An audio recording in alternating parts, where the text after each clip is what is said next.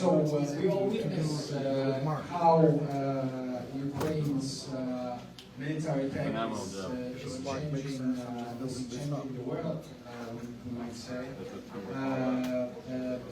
because we see the new approach to use different technologies during the war, and it brings the power to Ukraine. So the first question is, tell us about the startups and tech companies that your funds are supporting, and what kind of military technologies are they developing?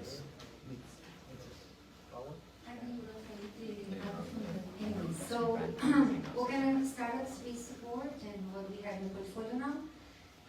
To make long story short, we invest in military technology companies that want to win the war for Ukraine, to make it short.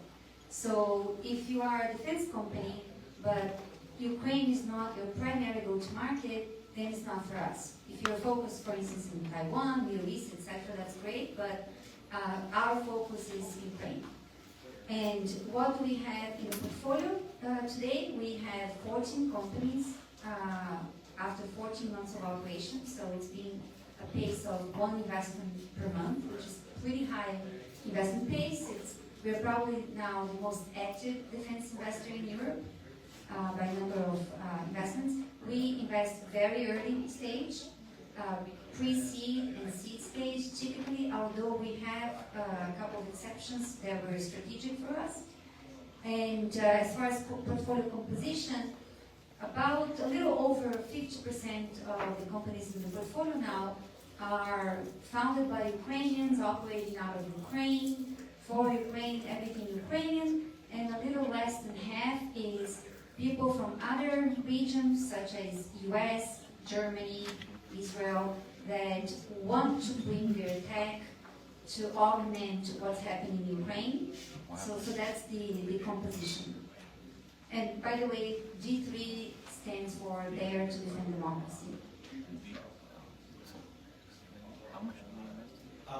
I think everybody in Ukraine knows how much pioneering this market. Only 14 months ago, she started D3, and it's been hugely successful so far. Its capital started in January. We run a defense technology accelerator in Keys in partnership with American University. So defense tech startups would apply. We did our first cohort between May and August. We graduated 5 companies from that, 7 started, 5 moved through. And we just selected 7 companies for our next round of the accelerator to start in the 3rd week of November. So we provide them seed capital, we provide them this 15-week coaching program, we teach them how to do the company, principles of scaling, principles of selling into a defense procurement chain, and then we try to help them afterwards raise more capital. It's very much a Y Combinator. If you're familiar with that Y Combinator style model that we run. What we're looking for very similar to what we're looking for companies that make things that can be deployed in the battlefield quickly, help Ukraine win the war. And then once the victory is achieved, things that will help all democracies defend themselves against this tightening axis of autonomy that seems to be getting their act together a little faster than we are.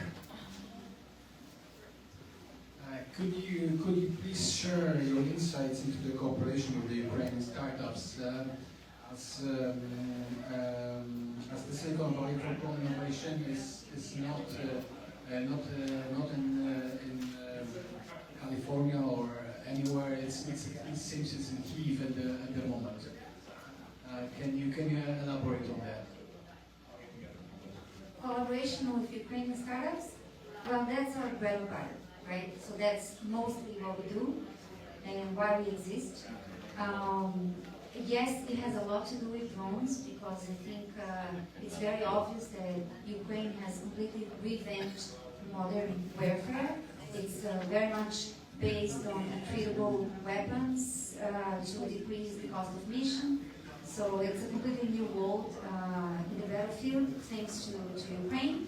So not surprisingly, our portfolio has drones. You know, about one half of the portfolio is around drones, the other half is something to do with drones, such as the autonomy piece, because you have the hardware piece and you have the software piece. Once you have 50,000 of these things flying in the air, in Ukraine, you need to augment that with enough software so they fly on their own, they fly coordinated, they reach the target on their own. So there's a whole set of innovation that is needed to make these drones more efficient. And the collaboration with the Ukrainian startups has been terrific.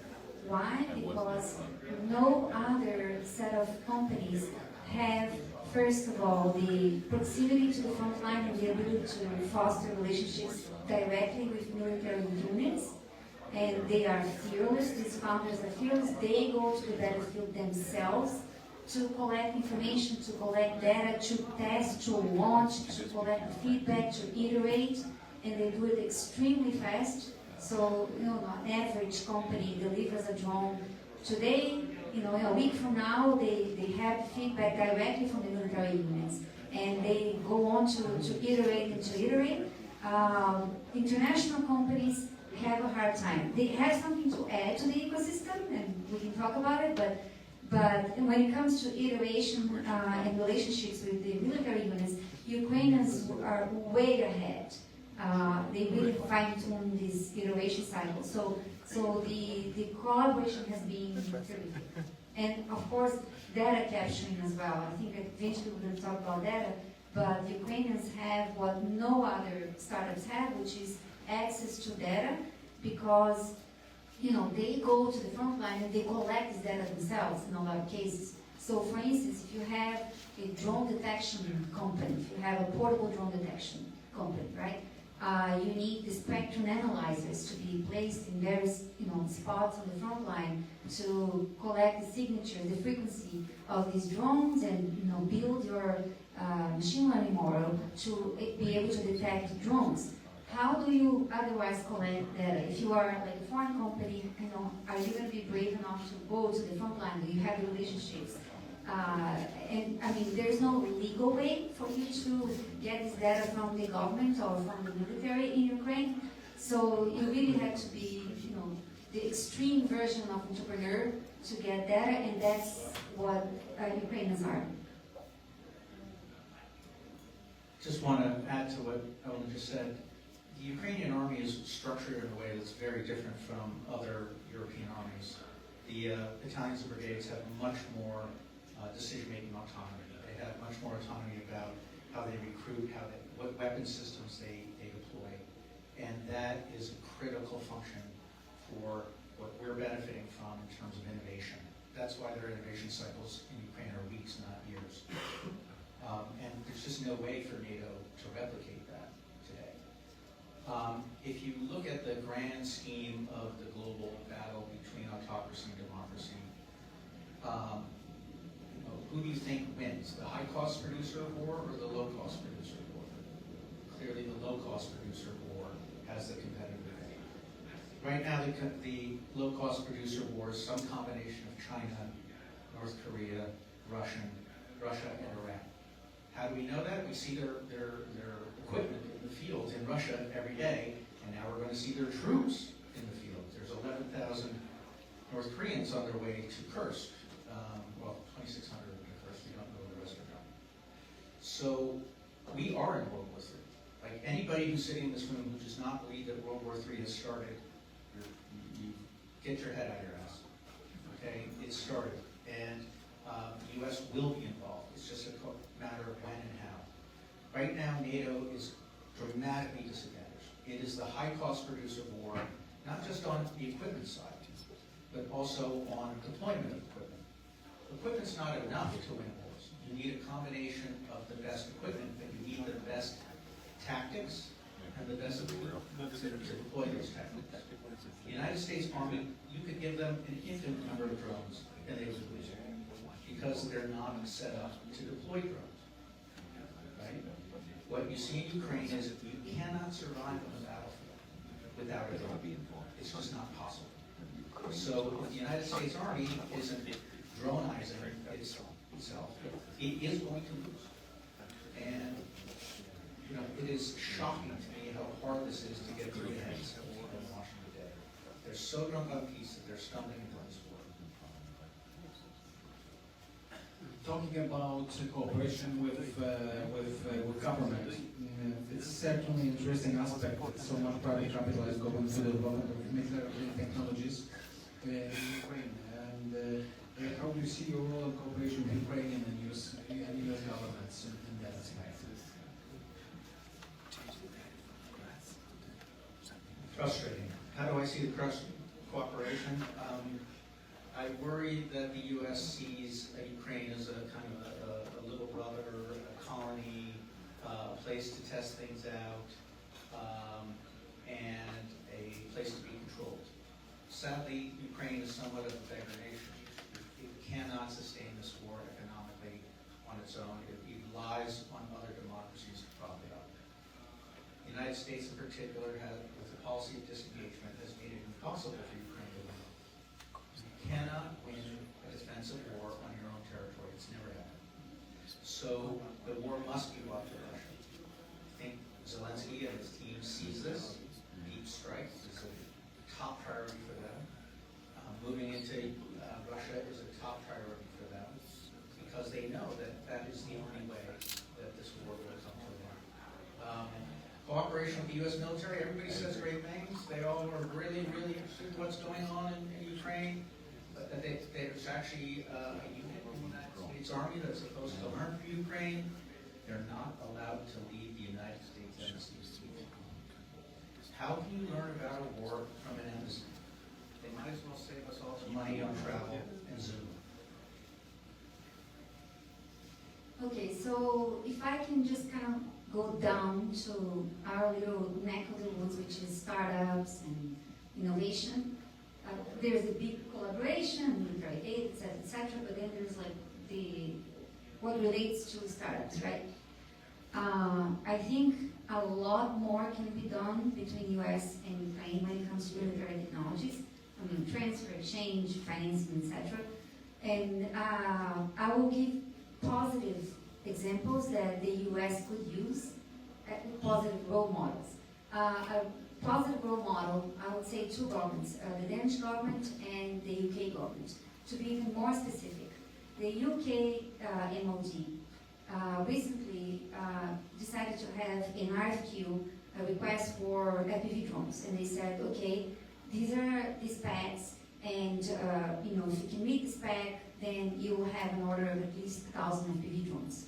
For startups, that's huge. I mean, if you take into account that the average FPV for that particular spec is something around 2K, it's a very sizable contract for a startup, right? And the specs were so aggressive that 261 applicants went bananas to meet the spec.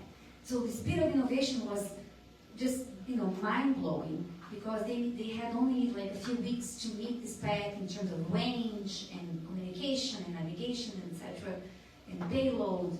And then there were 15 finalists that went into testing, and we will know the winner, I think, today of that competition. That startup needs that contract. And that's, the UK government with the RFQ buying these FPV drones and delivering to Ukraine. So it's win-win-win-win. The military gets what they need. The startups innovate according to Ukrainian armed forces needs. UK gets to send to Ukraine what's actually needed and effective. So that's a good example of what the US could be doing. It doesn't. The DIU, which is the Defense Innovation Unit, is primarily missing in action in Ukraine. A lot more they could do. The Danish government, on the other hand, is doing something similar to the UK, but in a much bigger scale, procuring Ukrainian innovation and delivering to Ukraine, and fostering these, accelerated speed of delivery and innovation cycles. Thank you. Another question going into a bit into the details. one of the major concerns regarding the use of new technologies in Ukraine is the scale of experimentation that is going on. This concern is particularly pressing with AI-enabled technologies that need to gather new data from the battlefield to learn from and develop further. Do you agree with these public concerns, and can tell us about the process that you have in place to mitigate those risks? We're not there yet on AI. We're still focusing on things that are cheap, that can be deployed quickly to win the war. AI will come, and it will be very important, but it's on that software side that everyone was talking about, and it will.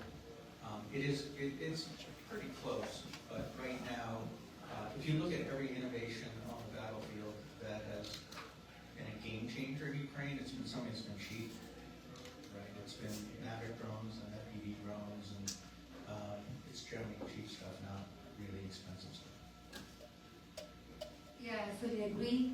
So I'll give you one example, for instance, the swarming of drones, right? Which sounds amazing, but the level that is about to be implemented in Ukraine still requires a human on the loop. Maximum that you're doing is decreasing the number of people required for a certain operation. So instead of like one pilot and operator per drone, you may have, the same 2 people team working on a mission with 20 drones. So the humans still there, so it's not a concern. We're not at that level of sophistication where AI takes over completely. A few steps into that. The other area where AI is being deployed is to do things that humans can't do. So, particularly in terms of image processing and targeting, of when you're flying a long-range drone in and you're trying to find a target for that, AI is being used to lock into those images. But even then, there's a human who can abort a mission. So it's not. We haven't handed over control of war to the robots yet. Yeah, another area is, as you all know, electronic warfare is huge in the battlefield there. It's something that the U.S., for instance, had not experienced in any other war. Mostly the wars fought by the U.S. were tribal wars, where the U.S. had total air dominance. So, they really didn't have to do much with that, EW. And because in Ukraine it's huge, there's a lot of autonomy needed. So autonomy in navigation, for instance. So AI is used to compare what the drone is seeing through a camera to images from satellites that are uploaded into the computer in the drone, and make that comparison so the drone knows where it is. And it also recognizes some targets, and then it can go after. But there's always a human in the loop. Thank you. What are the biggest obstacles that you are facing at the moment, being active in Ukraine?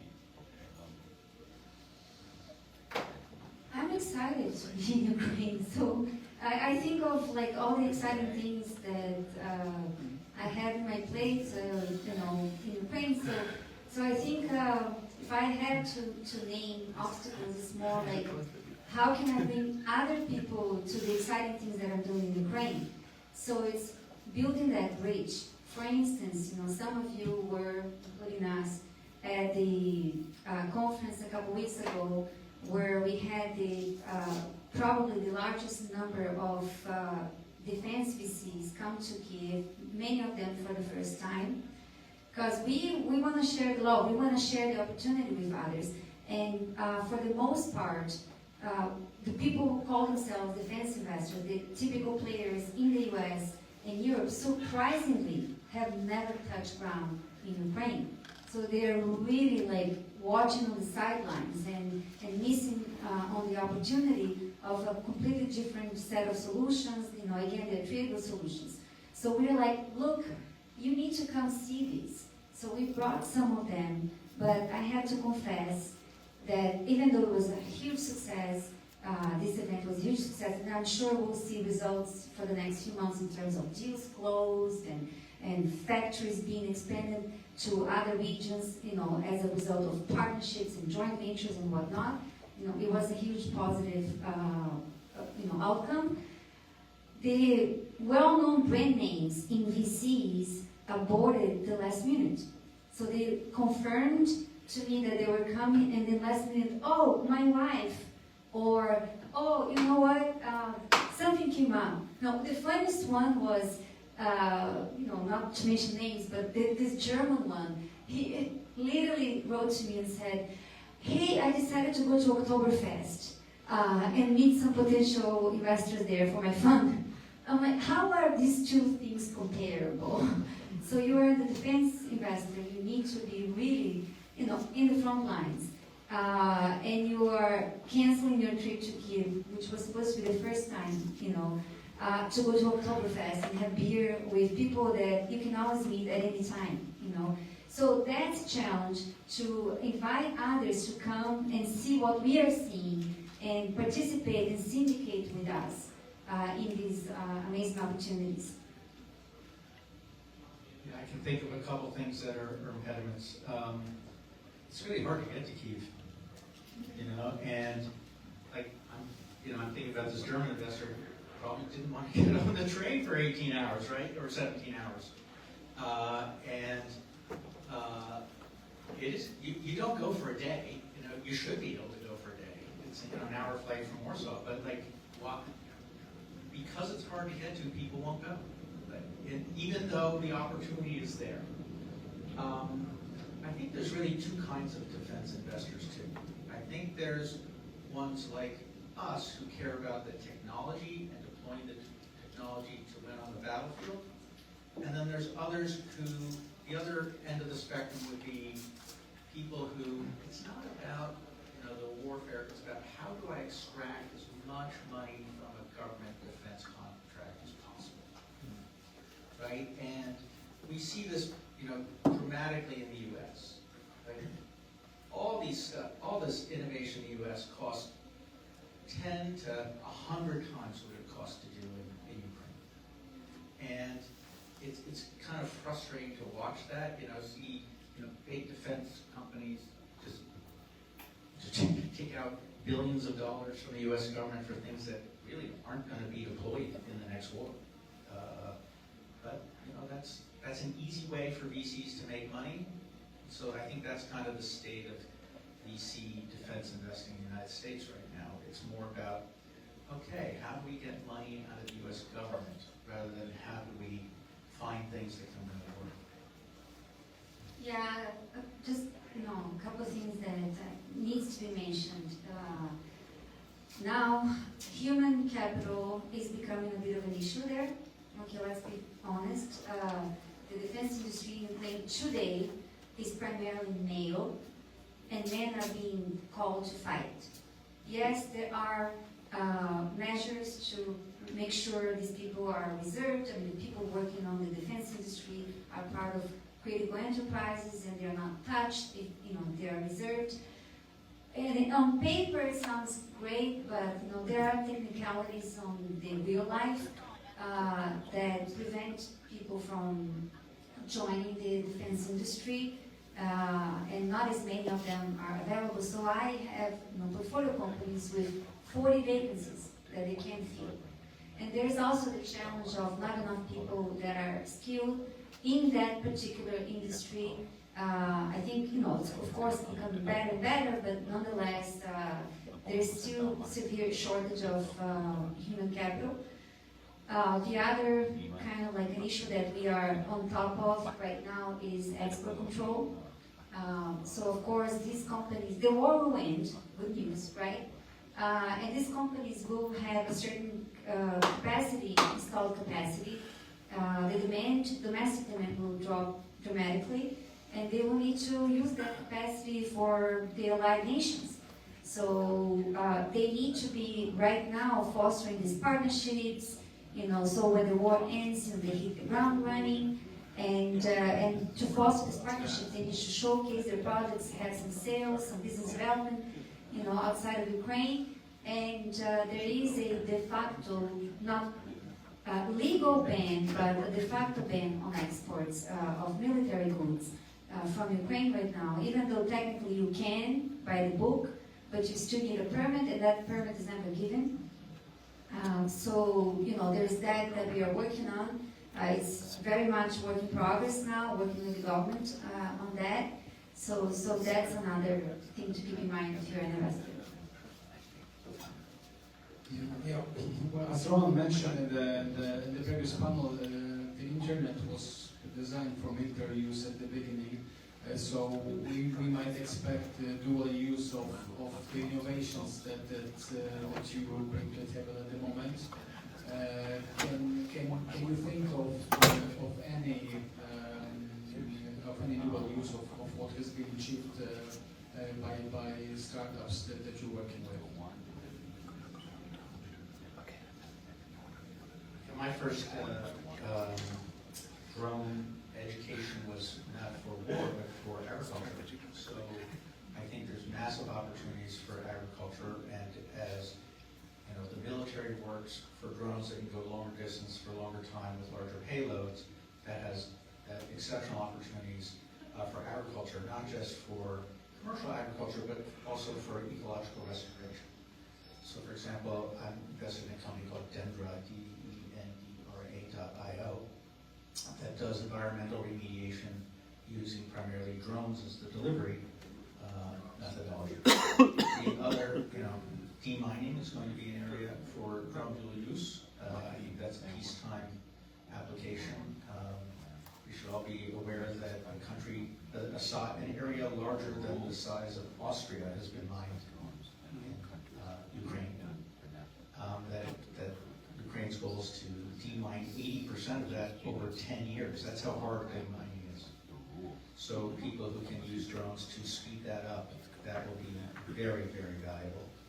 And then everything from border control to security around water pumping systems to electricity generation, you know, that kind of civil security aspect of it. I think drones will be very important in drone detection and counter-drone things.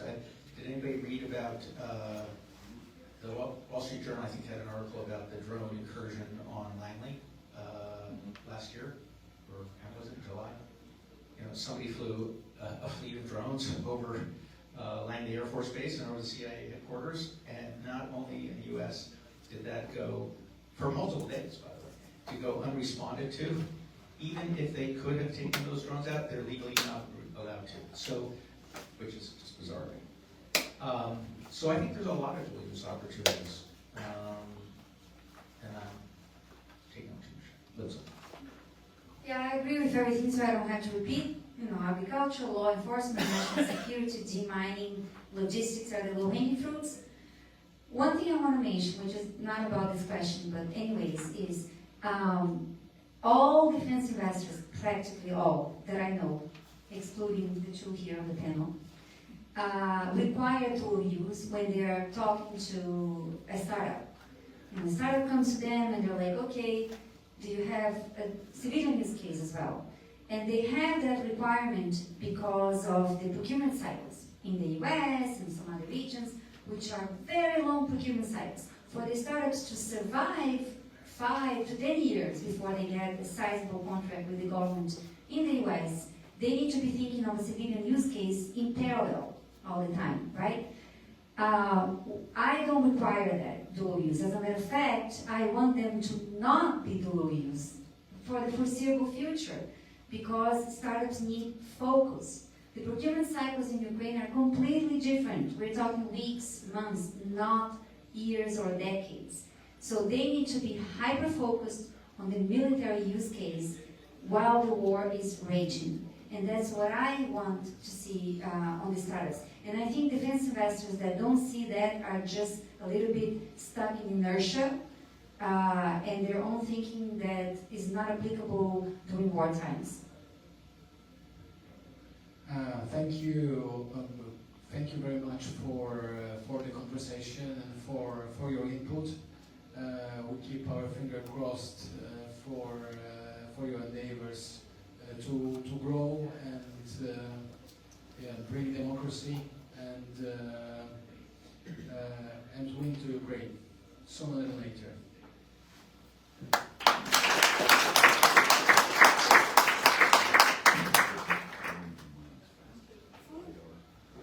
No, not yet.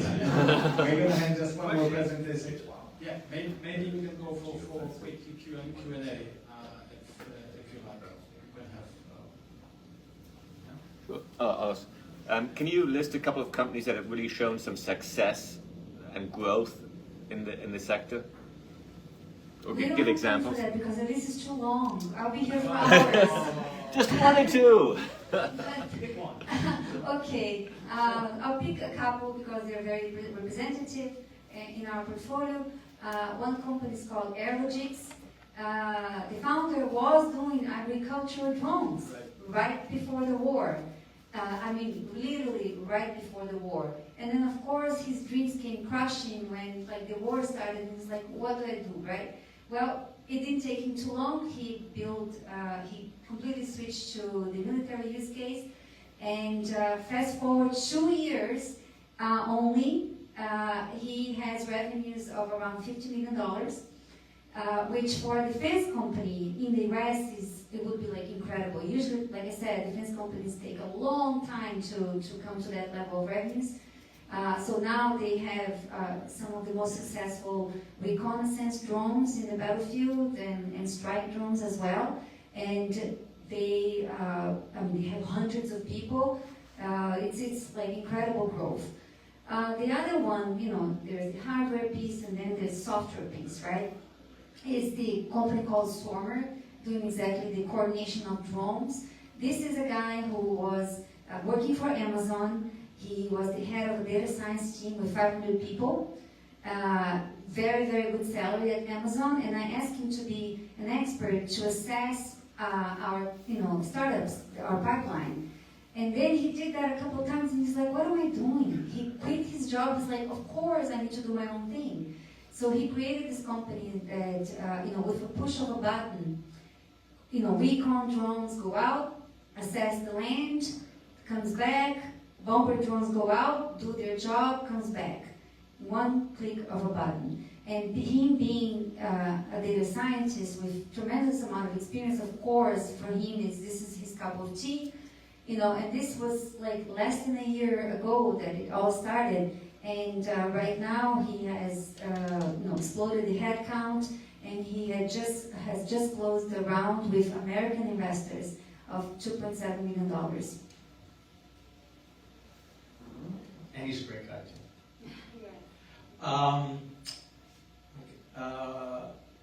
So one of the flaws in the supply chain for drones is that almost every electric motor comes from China.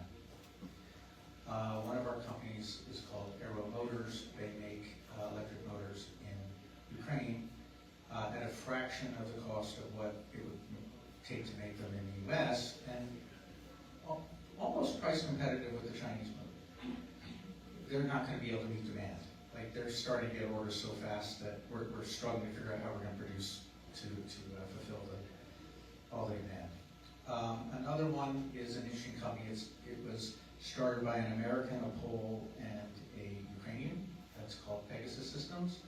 They make the low-cost payload delivery system in Ukraine. So it sounds silly. They start with balloons. The weather blows from the west. Ukraine can send balloons into Russia. Russia cannot send balloons into Ukraine. Balloons are cheap. You can put radar reflectors on them so that they look like helicopters. Like, we're making things we want the Russians to shoot at. And it's almost like a 50-to-1 ratio. Like, for every dollar we put up in the sky, the Russians spend $50 shooting it down. They've flown some missions where they become the decoy over a Russian missile battery. Russia fires off the missile battery, and before they can reload, you send in a drone, a long-range strike drone over that air path. These balloons can go up to 60,000 feet. We've developed and successfully flown in a battle mission, what we call Strilka, little arrows, which are very cheap glider drones. So you take a balloon up to 20,000 feet, It can go 100, 200 kilometers. You can actually aim buildings pretty well. Shocked by what altitude they're at. Like from the launch point to the distance, we know if it's a 200-mile distance, we know we can get there within 20 miles on either side. So we have a drone attached to that. We drop the drone at 20,000 feet. It's got a 10-to-1 glide ratio. It can go 200 miles. We can steer it so we can correct for that error in the distance and carry a 5-kilogram payload, which is enough to blow up this hotel. So that, you compare that to the cost of the long-range strike drones being pushed on Ukraine by the United States, and these are like 1% of the cost of those. They also have a very low radar footprint. They're hard to detect by the Russians.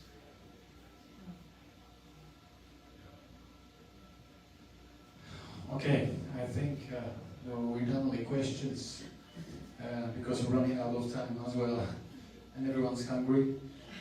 So thank you very much. It was great having you. And now, just before the lunch, we'll have a presentation of the Ukraine Rescue